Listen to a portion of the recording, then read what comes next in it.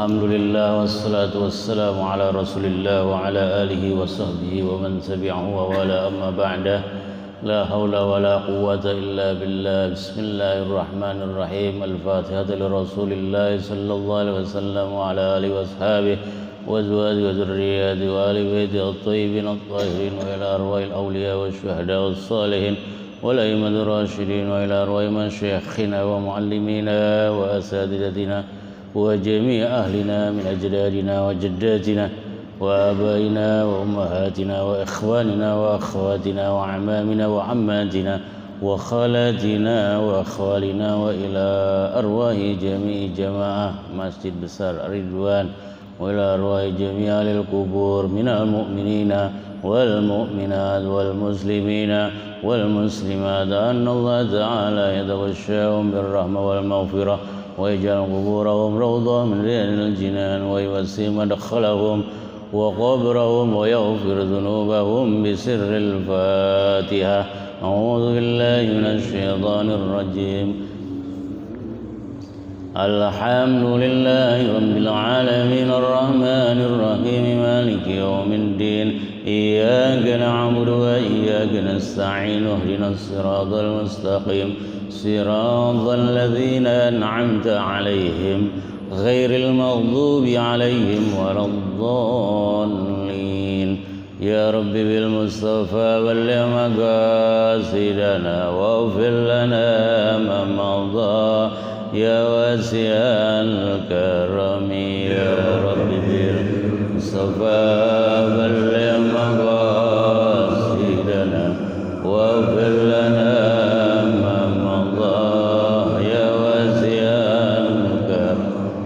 تذكر جيران بذي السلام ماذا السلام أن جرى من مقلة بدم.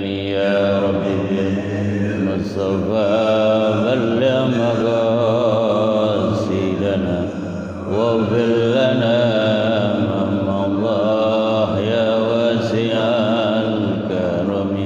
محمد سيد الكونين والثقلين والفريقين من عرب ومن عجم. يا رب بالمصطفى بلغ مقاصدنا واغفر لنا ما مضى يا واسع الكرم. اللهم صل وسلم وبارك عليه. يا ربي زدني علما وارزقني فهما والحقني بالصالحين. ربي زدني علما وارزقني والحقني بالصالحين. ربي زدني علما وارزقني فهما والحقني بالصالحين برحمتك يا أرحم الراحمين. Al-Mukarramun, para orang tua hujjajul kiram, para asatidzah, para jamaah, bapak ibu kuliah subuh rahimakumullah. Insyaallah pada kesempatan pagi yang mubarak kita akan mengaji bersama-sama tentang tafsirul Qur'anil Karim. Yang kita kaji adalah salah satu surah yang terdapat di dalam juz 30, dan insyaallah pagi ini kita akan kaji bersama-sama surah yang ke-95, yaitu surah Ad-Sin. Surah yang ke-95, jumlah ayatnya ini ada 8 ayat. Surah ini menurut jumhurul mufassirin, menurut para ahli tafsir kebanyakan dikatakan termasuk minas suwaril makkiyah, yaitu surah yang diturunkan di kota Mekah.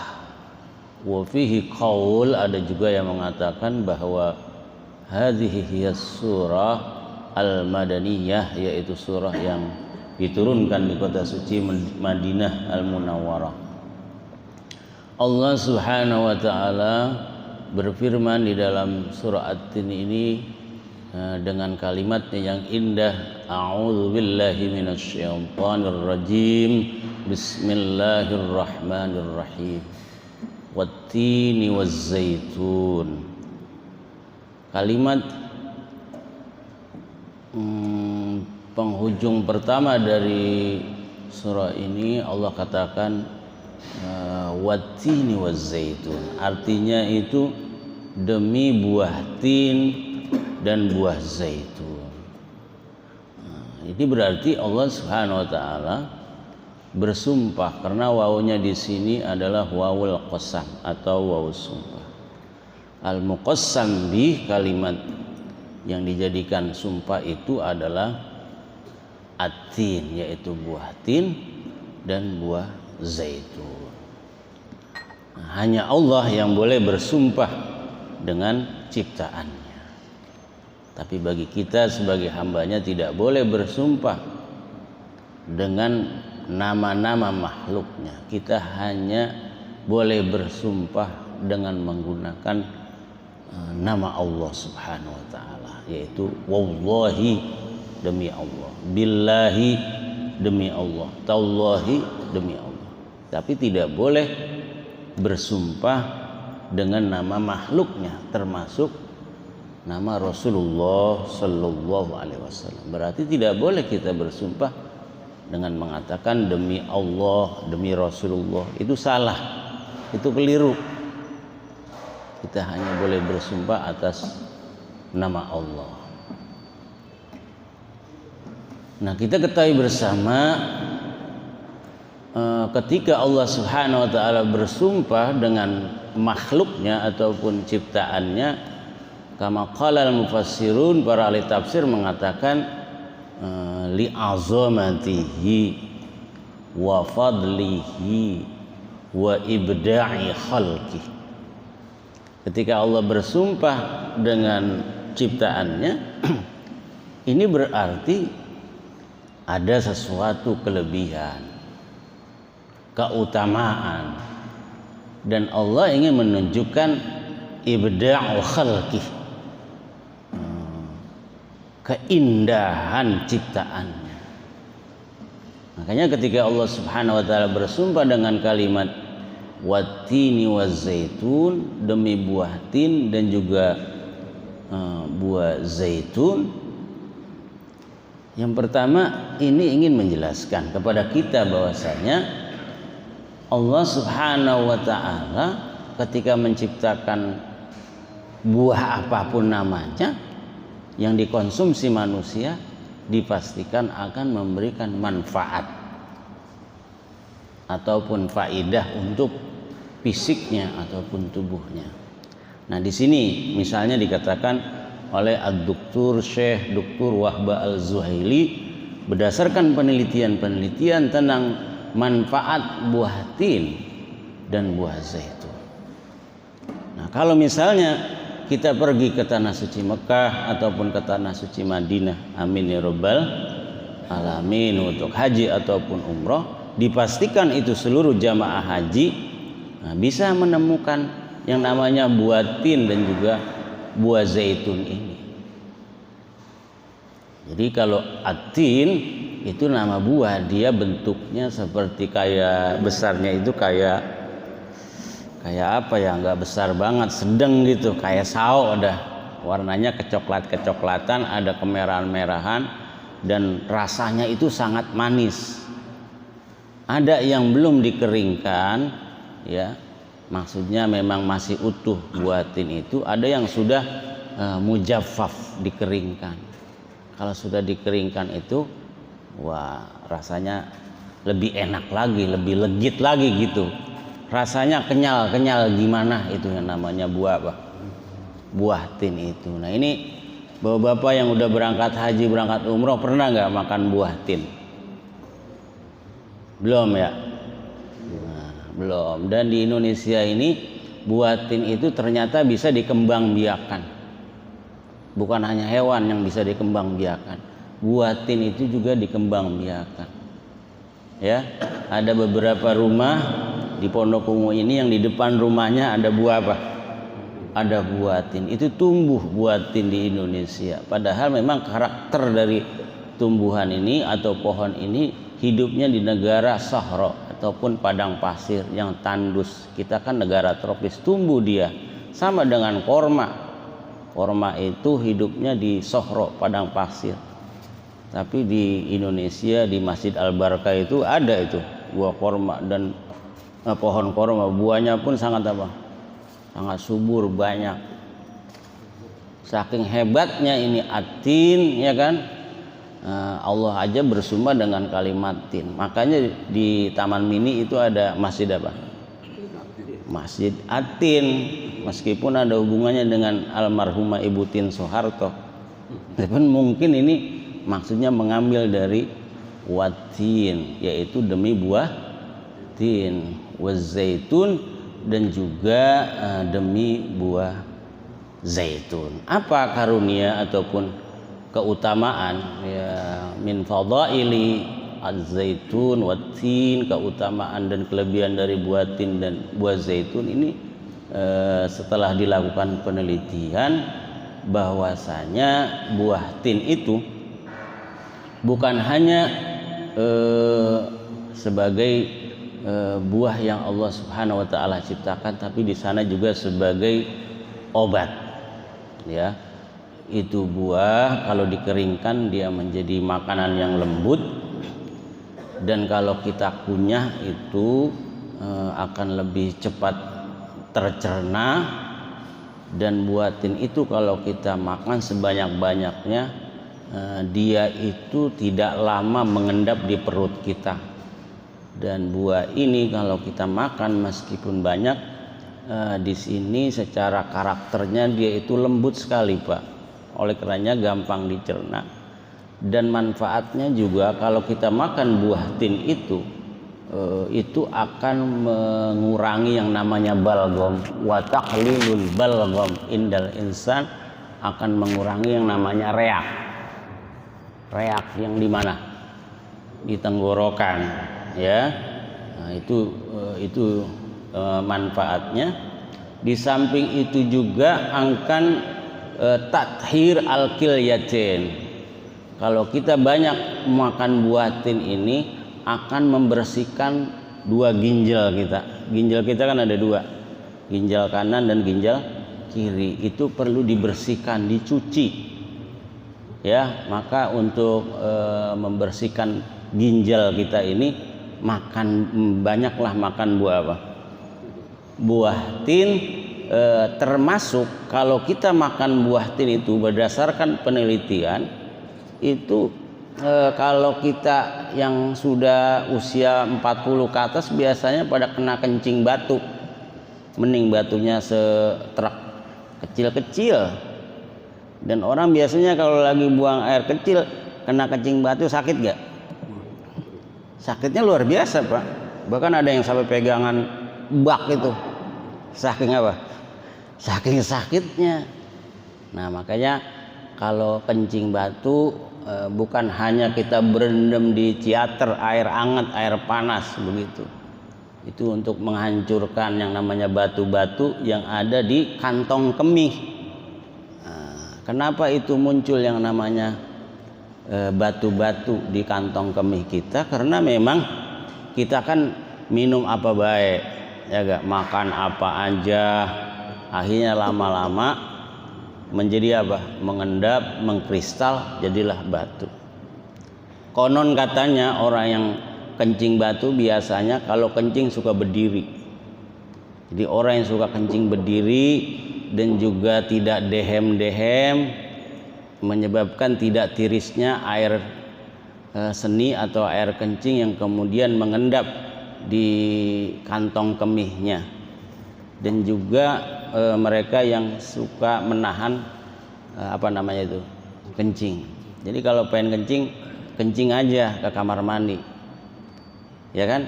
Nggak boleh sembarangan juga buang air kecilnya, nggak boleh ditahan. Makanya makruh hukumnya kita yang namanya kalau lagi sholat nahan apa? nahan kencing, nahan lapar, nggak boleh sholat. Kalau lagi lapar sholat, makan dulu baru sholat. Lagi ngantuk banget, boleh nggak sholat? Boleh, cuman makruh. Sebab kalau lagi sholat subuh ngantuk, apalagi sampai mau jatuh ke depan begitu, lah batal. Kenapa? Zawalul akal, hilangnya kesadaran. Di samping itu juga menurut para ulama bahwa buah tin ini min khairil fawakih, salah satu buah yang terbaik untuk dikonsumsi bagi kesehatan manusia, termasuk buah zaitun. Nah, zaitun ini dia sebenarnya salah satu nama buah, di samping itu juga dia obat. Cuma kalau zaitun itu bisa dikonsumsi juga, bisa diperes juga. Pernah makan zaitun? Belum pernah ya? Itu kalau zaitun bentuk buahnya kayak jamblang, tahu jamblang? Nah, jamblang, kalau gak kenal jamblang, iya juat dah, gitu ya. Dia bentuknya itu sejempol dah gitu, bulat begitu. Warnanya ada yang hijau, ada yang hitam. Nah, itu banyak dikonsumsi oleh orang Arab. Jadi orang Arab itu melihat zaitun sebagai pelengkap dari 4 sehat 5 sempurna. Dan zaitun itu bagi orang Arab seperti lalaban, cuma dia bentuknya kayak jamblang, ada bijinya, ya. Itu rasanya pahit, dan biasanya itu ditaruhin cuka lama begitu, lalu bisa dimakan kapan saja. Perbanyaklah makan zaitun ini. Itu bisa dibeli di toko-toko supermarket besar. Saya masih beli itu, enak rasanya. Kalau orang Arab, kalau orang Indonesia, lalaban zaitun kayak jengkol begitu. Jadi jengkolnya orang Arab itu apa? Zaitun, enak banget, ya. Nah, ikannya ikan asin, itu pakai zaitun, mantep banget, nyambung antara Timur Tengah dan Indonesia, cakep banget. Jadi buah zaitun itu dikonsumsi untuk kesehatan manusia juga, karena rasanya pahit. Biasanya yang pahit-pahit itu makanan pasti ada manfaatnya. Makanya jamu semua pahit. Pokoknya yang pahit-pahit makanan itu akan memberi kesehatan kepada kita. Pare manis apa pahit? Pare nanam pare sekebun pahit semua. Emang pare buahnya apa? Coba, jarang yang suka apa jarang yang nggak suka? Banyak yang nggak suka, pahit. Hidup kita ini kadang-kadang kayak pare, ada yang pahit terus kan begitu. Nah, jadi yang pahit-pahit itu pasti akan memberikan manfaat kepada manusia. Dan buah zaitun itu di samping bisa dikonsumsi langsung, yang kedua itu bisa diperas. Sehingga nanti keluarlah perasan minyak zaitun itu adalah apa? Minyak. Nah, kalau ke toko-toko supermarket itu ada minyak, namanya minyak apa? Zaitun, ya. Emang dari buah apa? Dari buah zaitun, buat ngurut kan begitu. Buat kesehatan tubuh, bagus itu. Ngolesin badan pakai buah apa? Zaitun. Dalam salah satu hadis Nabi kita Muhammad sallallahu alaihi wasallam dari sahabat Abu Hurairah, kullu zait waddahinu bih fa innahu min syajarah mubarakah. Makanlah dan gunakanlah buah zaitun, ya, dan minyakkanlah tubuh kamu dengan minyak zaitun tersebut, karena buah zaitun itu termasuk pohon yang diberkahi oleh Allah Subhanahu wa taala. Kemudian selanjutnya Allah katakan watini wazaitun watu risinin. Nah, turisinin berarti pertama Allah bersumpah dengan buah tin dan zaitun. Yang kedua Allah bersumpah juga dengan Wa turi sinin. Apa itu tur sinin? Turi sinin itu ismul jabal, nama gunung. Gunung tersebut kita kenal dengan Gunung Tursina. Gunung Tursina di mana tempat Allah mengajak bicara Nabi Musa alaihissalam. Kalau buah tin dan zaitun itu memang asal muasalnya hidup itu di negara Timur Tengah. Sekarang sudah berkembang di Eropa. Makanya buah zaitun di Indonesia itu lebih banyak diimpor dari Spanyol, dari Brazil. Tuh. Jadi kita ngimpor zaitun aja dari Brazil sama Spanyol. Spanyol ini bukan separuh nyolong. Ini memang benar-benar Spanyol, ya. Nah, itu buah zaitun. Dan jarang saya dapatkan itu buah zaitun di Indonesia, impornya dari Arab Saudi atau dari Timur Tengah. Jarang, ya. Nah, adapun Tursinin ini adalah Gunung Tursina. Adanya di mana? Adanya di Mesir, Pak. Kepastian Waturisinin ini wallahu a'lam. Tapi dalam sejarah bahwa Turisinin ini tempat Allah Subhanahu wa taala ngajak bicara Nabi Musa alaihissalam. Pada waktu bangsa Bani Israel itu minta dibuktikan untuk melihat Allah Subhanahu wa taala. Ya kan? Ini jabal atau gunung Tursinin ini adanya di Mesir, di perbatasan antara Palestina dan Yordania. Dan cukup tinggi, cukup terjal. Saya juga alhamdulillah pernah naik ke Gunung Tursina ini. Itu kita naik ke Gunung Tursina itu memakan waktu sekitar 4 jam sampai di puncak gunung tersebut. Nanti di sana kita dapatkan, konon katanya tempat tersebut ada sebuah tempat, itu tempat Nabi Musa alaihissalam diajak bicara oleh Allah Subhanahu wa taala. Wa kallamallahu Musa taklima. Allah mengajak Nabi Musa untuk berbicara di situ, menerima kitab Taurat dari Allah Subhanahu wa taala. Dan itu wilayah Tursina memang menjadi incaran bagi bangsa Israel, ingin dikuasai ataupun ingin direbut, di mana pernah terjadi pecah peperangan antara Mesir dan Israel, antara lain untuk merebut yang namanya wilayah Tursina itu ataupun Gunung Tursina. Wa hadzal baladil amin, dan ini adalah negeri yang amin, yang aman. Maksud dari negeri yang aman di sini adalah kota suci Mekah Al-Mukarramah, allati akramahallahu ta'ala bil Ka'bah. Allah muliakan Mekah ini dengan adanya Ka'bah al-Musyarrafah. Kalau Arab Saudi nggak ada Ka'bah, siapa yang nengokin? Benar nggak? Iya. Jadi Arab Saudi menjadi mulia karena di sana ada Ka'bah, sebuah bangunan yang pertama kali dibangun oleh Allah Subhanahu wa taala, diperintahkan para malaikat, yang kemudian disempurnakan, dibangun kembali oleh Nabi Ibrahim alaihissalam setelah hancur lebur karena kena banjir bandangnya Nabi Nuh ketika meminta kepada Allah mengazab umatnya yang tidak mau beriman, sampai mengenai yang namanya Ka'bah itu kemudian hancur. Diutuslah Nabi Ibrahim untuk membangun Ka'bah. Makanya dibilang begini, wa man dakhalahu kana amina.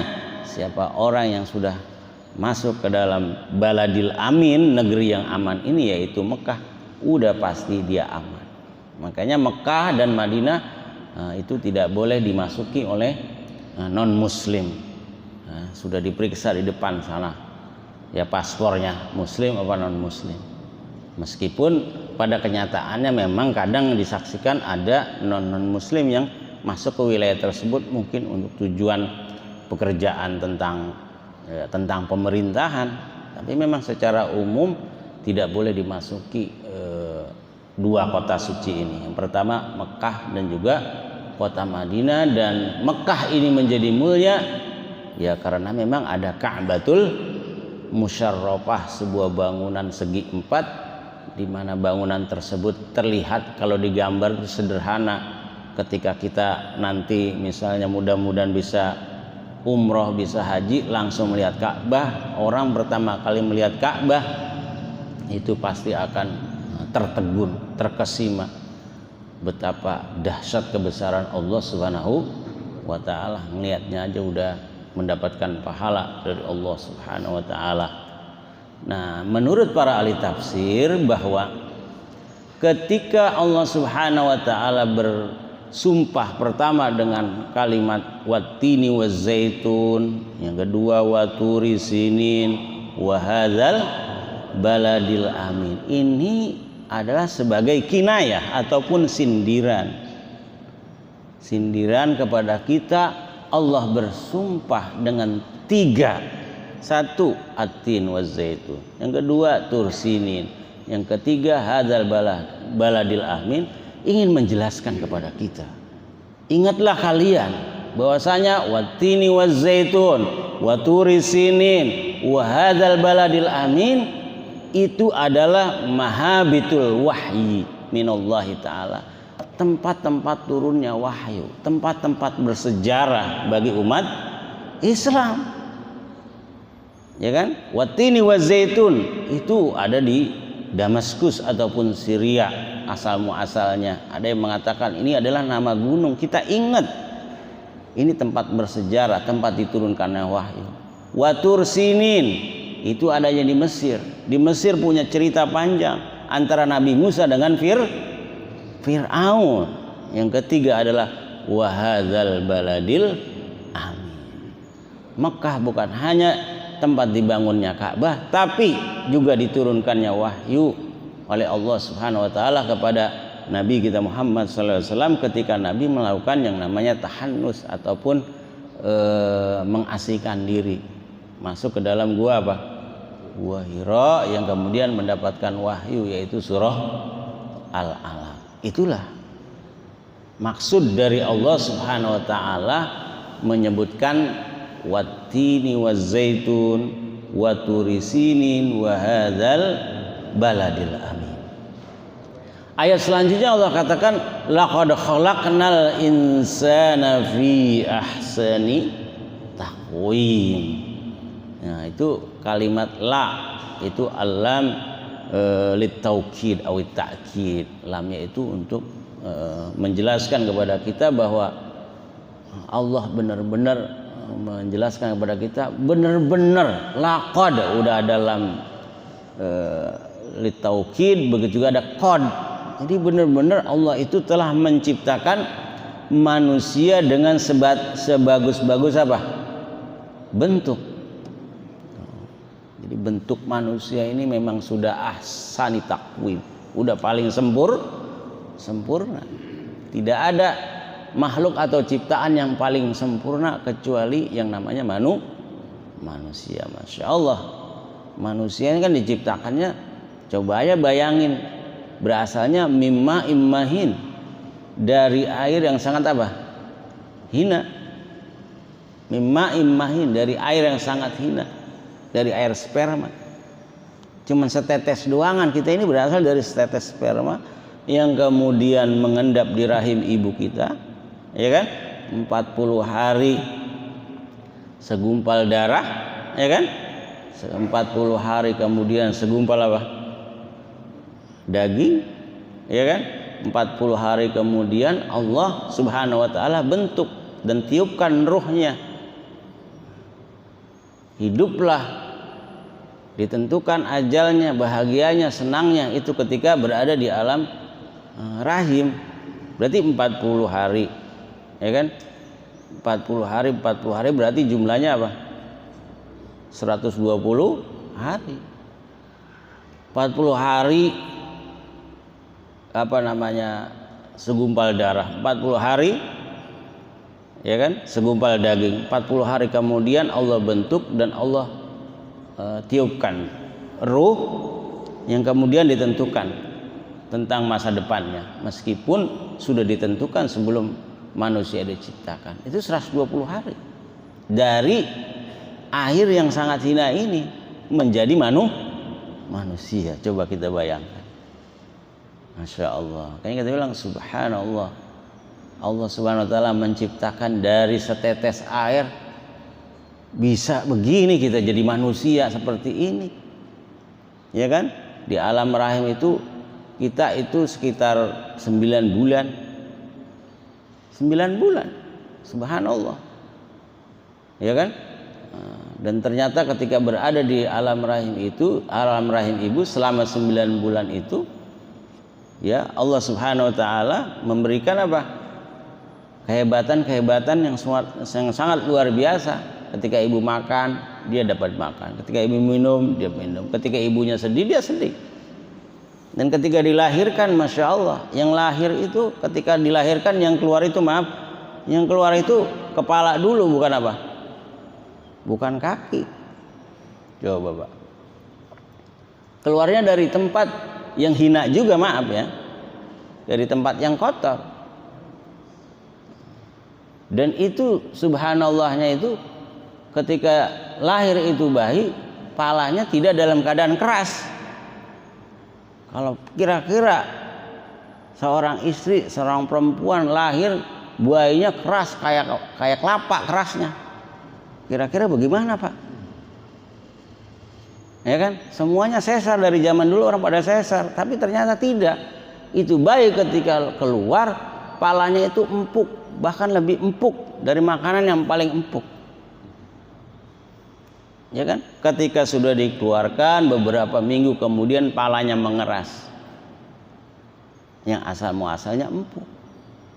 Ketika dia bayi itu dilahirkan, kemudian dia menangis sebagai tanda kehidupan yang kemudian nyusuk pada ibunya. Dan Allah tidak tumbuhkan gigi dulu. Bener nggak? Coba kalau pas bayi lahir tiba-tiba udah ada apanya? Udah bergigi begitu kayak gigi kita. Gimana itu ibu-ibu yang pada nyusuin? Udah pada berdarah, ya kan? Gak ada yang berani jadi ibu-ibu.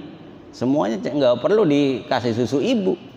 Itu salah satu kebesaran Allah Subhanahu Wa Taala yang sudah didesain begitu rapi, begitu indah, begitu sempurna. Makanya Allah katakan laqad khalaqnal insana fi ahsani taqwim. Nah, al-insan itu artinya manusia. An-nas juga manusia. Kalau al-insan satu orang, kalau an-nas itu banyak. Jadi ketika Allah katakan laqad khalaqnal insana fi ahsani taqwim, ini menunjukkan bahwasanya setiap manusia itu sebenarnya diciptakan dalam bentuk yang paling sempurna, meskipun ketika dilahirkan ada yang fisiknya tidak sempurna. Tapi bukan berarti itu Allah itu zalim, bukan. Pasti ada hikmah yang luar biasa ketika Allah ciptakan lahir dalam keadaan tidak sempurna. Tapi secara manusia itu sempurna. Dan kesempurnaannya manusia itu ternyata di sini bukan hanya dari segi fisik, dari ilmu pengetahuan. Makanya Allah katakan iqra bismi rabbikal ladzi khalaqal insana min 'alaq. Iqra wa rabbukal akram alladzi 'allama bil qalam. Apa itu qalam? Pulpen. Jadi manusia itu kemuliaannya dengan ilmu pengetahuan dan juga ilmu agamanya. Melalui apa? Pertama melalui Iqra, membaca. Yang kedua melalui allama bil qalam, mengajarkan Allah itu dengan apa? Pulpen. Berarti baca tulis. Jadi melalui baca tulis manusia menjadi lebih hebat, lebih pintar, lebih cerdas, ya kan? Yang kemudian itu dapat mengatur yang namanya bumi ini. Makanya ketika Allah katakan inni ja'ilun fil ardi khalifah, bahwa yang pantas menjadi khalifah itu adalah manusia, yaitu Nabi Adam, meskipun dipertanyakan oleh para malaikat. Malaikat menanyakan kepada Allah itu bukan berarti malaikat benci, kesel, tidak. tapi mempertanyakan kenapa engkau ciptakan manusia ini. Ternyata manusia itu yang pantas menjadi khalifah karena dibekali dengan apa? Ilmu pengetahuan.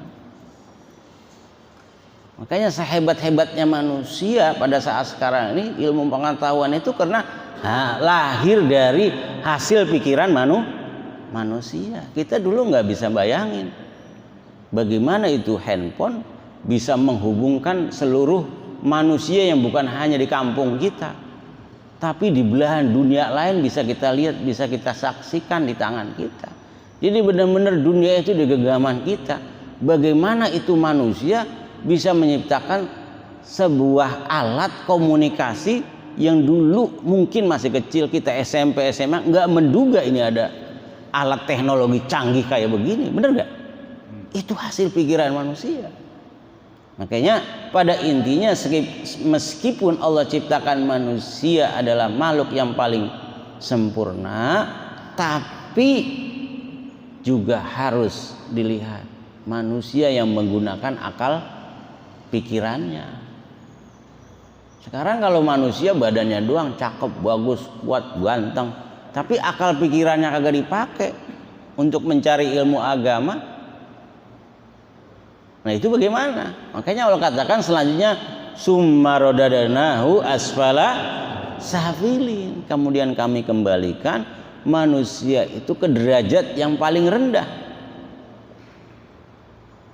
Bahkan kadang-kadang manusia itu lebih rendah daripada apa? Binatang.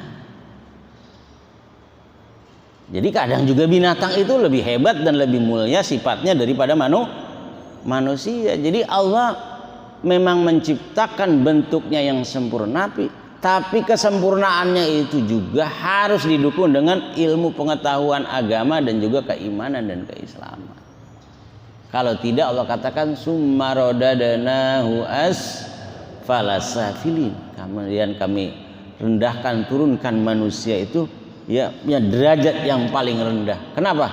Karena tidak mau beriman kepada Allah Subhanahu wa taala. Jadi kemudian Allah katakan di ayat lain, inna akramakum indallahi atqakum.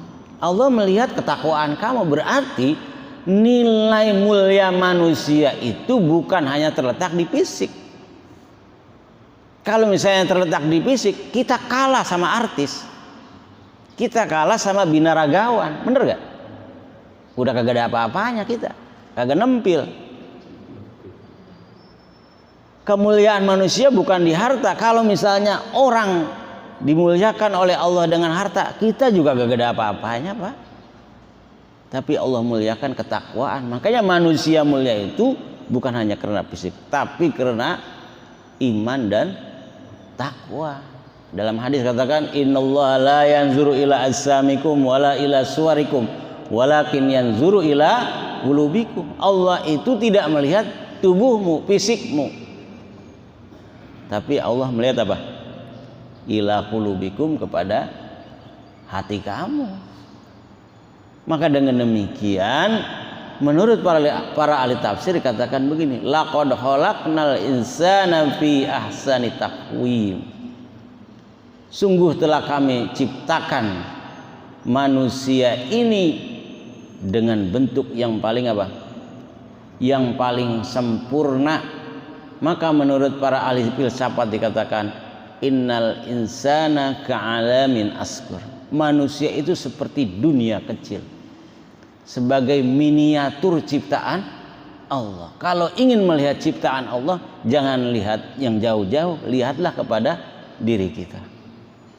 Bagaimana kita bisa bernapas gratis tidak bayar, sedangkan orang di rumah sakit kadang-kadang dia harus apa? Harus bayar karena dia harus menghirup apa? Oksigen. Bagaimana tubuh kita ini bisa berjalan? Berapa saraf-saraf yang ada di kepala kita, mata kita, di tangan kita, yang kita bisa berjalan, bergerak, melihat, duduk, bangun, lari kencang, dan nikmat-nikmat itu. Kemudian Allah katakan summa radadnahu asfala safilin. Nah, ini tafsirannya ada dua. Ada yang mengatakan bahwasanya manusia diciptakan paling sempurna, kemudian Allah rendahkan lagi. Itu dari sisi akhlak penafsirannya. Ada yang mengatakannya dari seperti ini, kami ciptakan manusia yang paling sempurna, summa radadnahu asfala safilin. Manusia yang ganteng, yang cakep, yang sempurna. Pokoknya Allah katakan summa radadnahu asfala safilin. Kemudian kami kembalikan lagi dari masih kecil, remaja, tua, kemudian menjadi apa? Tua pikun, keriput, jelek. Ya kan gitu. Sudah masuk 50, 60. Nah, barulah berasa hidup itu begitu apa? Singkat. Makanya pemahamannya seperti itu. Di ayat selanjutnya Allah katakan illal ladzina amanu wa 'amilus solihati falahum ajrun ghairu mamnun. Kecuali orang-orang yang beriman dan beramal soleh, mereka akan mendapatkan pahala yang tidak terputus-putus. Maksudnya bagaimana, Mbak? Kalau penafsiran yang pertama dikatakan bahwasanya manusia memang sempurna bentuknya, tapi kesempurnaannya itu harus dibekali dengan yang namanya iman dan amal soleh, kan begitu. Dari sisi lain penafsiran bahwasanya manusia itu makhluk yang paling sempurna, kemudian lama-lama menjadi apa? Tua. Ketika sudah tua, ibadahnya semakin kuat, semakin lama, apa semakin sebentar? Semakin sebentar, Pak. Karena fisiknya sudah mulai apa? Melemah. Dulu sholat kuat berdiri, lama, sekarang nggak lama. Dulu sholat bisa puluhan rakaat, sholat sunnahnya sekarang sudah berkurang. Itulah maksud summa radadnahu asfala safilin. Tapi ketika dia sudah tua, ditafsirkan begini, illal ladzina amanu wa 'amilus solihati falahum ajrun ghairu mamnun. Itu dijelaskan bahwasanya orang yang dari muda istiqomah ibadah kepada Allah, terus dia makin tua ibadahnya tidak banyak seperti dia masih muda, tapi tetap istiqomah, itu pahalanya kagak putus-putus, sama catatannya dari Allah ketika dia masih apa? Muda. Illal ladzina amanu wa 'amilus solihati falahum ajrun ghairu mamnun. Itu salah satu rahmat dari Allah Subhanahu wa taala, ya. Maka di sini ada salah satu hadis yang diriwayatkan oleh Imam Bukhari dari sahabat Abu Musa al-Asy'ari. Ia berkata Rasulullah sallallahu alaihi wasallam bersabda, "Idza maridul 'abd," apabila seorang hamba sakit, au safar, dia berpergian jauh, kataballahu lahu minal ajr, Allah menulis pahalanya mislama kana ya'malu sahihan mukiman, seperti dia dalam keadaan sehat.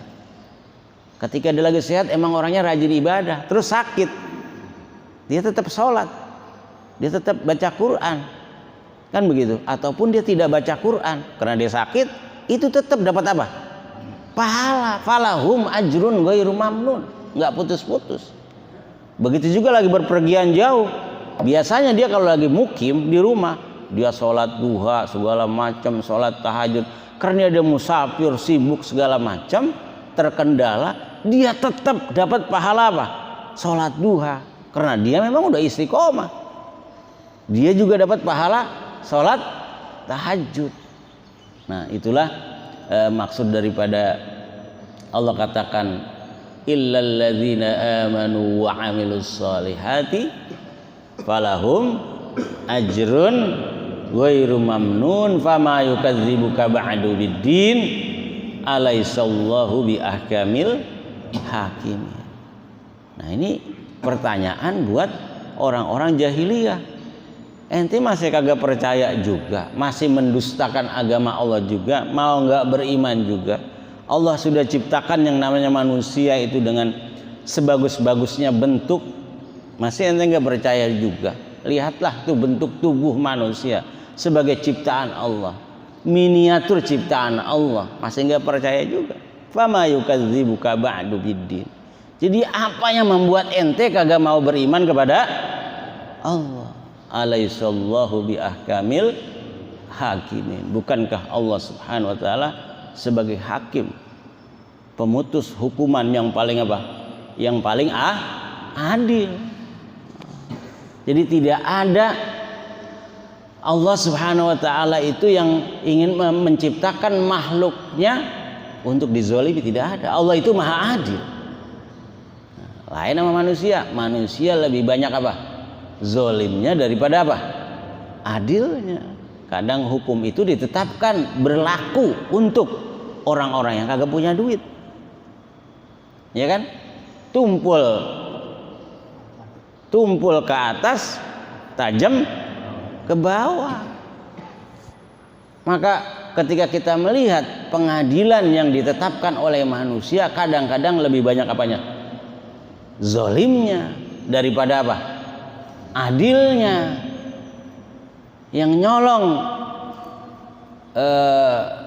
buah ataupun menebang pohon milik orang lain, penjaranya kadang sampai 2 tahun, ya kan? Itu hukumannya sama dengan orang yang melakukan koruptor. Itu kan berarti pengadilan yang sudah dimasuki dengan apa? Kezaliman. Oleh karena itu dari surah At-Tin ini dapat kita pahami bahwa Allah Subhanahu wa taala bersumpah dengan At-Tini waz-Zaitun wa Turi Sinin wa hadzal baladil amin, tujuannya ingin mengingatkan kepada kita tentang tempat-tempat bersejarah dalam Islam, yaitu tempat diturunkannya wahyu oleh Allah Subhanahu wa taala. Yang kedua, Allah Subhanahu wa taala juga ingin menjelaskan kepada kita bahwasanya manusia adalah makhluk yang paling apa? Yang sempurna, yang kemudian Allah kembalikan menjadi orang yang paling rendah. Itu menurut tafsiran pertama, kecuali orang-orang yang beriman dan beramal soleh. Hanya orang-orang yang beriman dan beramal soleh itulah yang dianggap benar-benar laqad khalaqnal insana fi ahsani taqwim. Tapi kalau tidak illal ladzina amanu wa amilus shalihat, Allah katakan summa radadnahu asfala safilin. Jadi Allah melihat manusia itu illal ladzina amanu wa amilus shalihat. Itu ukuran sebenarnya. Itu ukuran sebenarnya. Kemudian Allah Subhanahu wa taala menjelaskan kepada kita tentang bagaimana orang-orang kafir yang tidak mau beriman kepada Allah meskipun sudah dibuktikan dengan ciptaannya, yaitu manusia, dan Allah adalah sebagai ahkamul hakimin, pemutus hukuman yang paling adil. Mudah-mudahan saja bermanfaat. Saya kira cukup. Mari kita tutup dengan doa kafaratul majlis. Subhanakallahumma wa bihamdika asyhadu an la ilaha illa anta astaghfiruka wa atubu ilaik. Al-Fatihah ala man nawayna bisirril Fatihah. A'udzu billahi minasyaitonir rajim. Bismillahirrahmanirrahim. Alhamdulillahi rabbil alamin arrahmanir rahim maliki yaumiddin. Iyyaka na'budu wa iyyaka nasta'in ihdinas siratal mustaqim. Siratal ladzina an'amta 'alaihim ghairil maghdubi 'alaihim waladdallin. Assalamualaikum warahmatullahi wabarakatuh.